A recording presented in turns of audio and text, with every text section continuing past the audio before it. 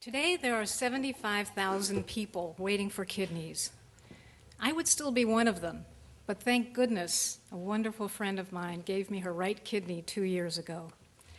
But thousands of others are not going to be as lucky as I was. In New York City, in fact, patients suffer on dialysis, can suffer for up to 8 years before getting a transplant, and so many of them can't survive that long. Despite decades and decades of public education about the virtues of organ donation, the waiting list just gets longer and the time to transplantation just gets longer. So it's no surprise that desperate patients take matters into their own hands and try to find their own organs. They rent billboards begging people to give them, to save them. They join online matching services to find a donor. In fact, I did that. Some of them go abroad. And maybe if they go abroad to a place like China, they have to live with the sickening knowledge that the organ they got came from an executed prisoner. But you can't blame these people. They are just trying to save their lives. Now, bless all the altruistic souls who have donated organs, but it's past time to face the fact that altruism is just not enough. Many people need more of an incentive to give. And that's why we need to be able to compensate people who are willing to give a kidney to a stranger to save a life. Here's one proposal. The government should sponsor a regulated system for living donors. Compensation could be something as simple as a contribution to a retirement fund, a tax credit, tuition voucher for the children, possibly health care, all kinds of creative things we could do to benefit people who are willing to give a kidney. And as I said, since the government will be paying, not the patient, everyone can benefit. Now, what about the donors? Would the promise of a reward exploit donors whose poverty makes the offer seem impossible to refuse? That's an important consideration. But a distinction needs to be made. It's not low-income people who will rush to judgment and make rash decisions. It's desperate people. No one wants someone giving up a kidney because they're in such financial desperation.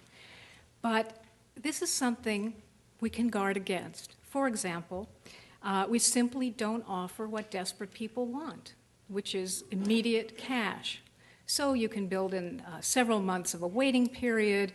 You can offer the kind of in-kind compensation I mentioned before. I mean, I can go on and on about details of how a system could be constructed, but you get the idea. I mean, you've heard the basic idea. Now, what I want to do is have you hear some of the misguided objections that our opponents are going to wage. You may well hear that any effort to legalize rewards for donors will end up creating a system that will look exactly like the corrupt organ bazaars that permeate the third world, in which donors are almost considered no more than cattle and their organs go to the highest bidder. That is exactly wrong. We are talking about a transparent, regulated system of exchange under the rule of law in which donor protections are paramount. In fact, what we're talking about is the exact opposite of a black market. The donor is free to decide if participating is in his best interest, and then if it is, something miraculous happens. He saves someone with his kidney. You may also hear that the transplant list is really not that bad. It's kind of bogus. It's inflated. Really, we don't have to do anything drastic.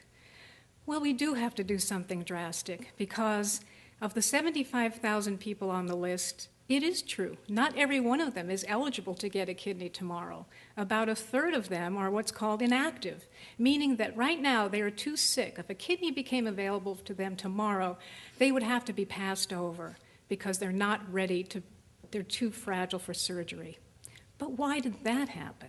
It happened because they waited years and years and deteriorated so far during that time that now they couldn't get an organ. Tragically, these were people who were healthy when they were first listed. So if anything, the glut, the 1/3 of folks who are ineligible to get a kidney today, is a sign for urgency, not complacency. You'll also hear that the transactions involving organs, any transaction involving organs, is an affront to human dignity. But no one can ever explain to me how a fair, safe, and respectful implementation of incentives is an affront to anyone. But what is a disgraceful assault on human dignity is to sit by and let people die when we have the means to save them. You'll hear that organs and material gain don't mix. Well, I reject this. Beautiful acts are performed every day by people who are moved by a combination of humanitarian and financial motives. Are firemen who rush into a burning building any less heroic in our eyes because they were paid to save us?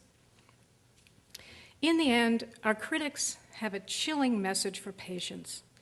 Shut up, wait online, and pray that you're not one of the 14 people who will die today because no organ became available for you. Now, don't get me wrong, altruism is a beautiful virtue. It should and will continue if there is a parallel system of compensating donation. I know it's a beautiful virtue because I'm a poster girl for it. But I also know the deadly consequences of following the same failed policy. It's something we can't do, and why you must vote for our side. Thank you.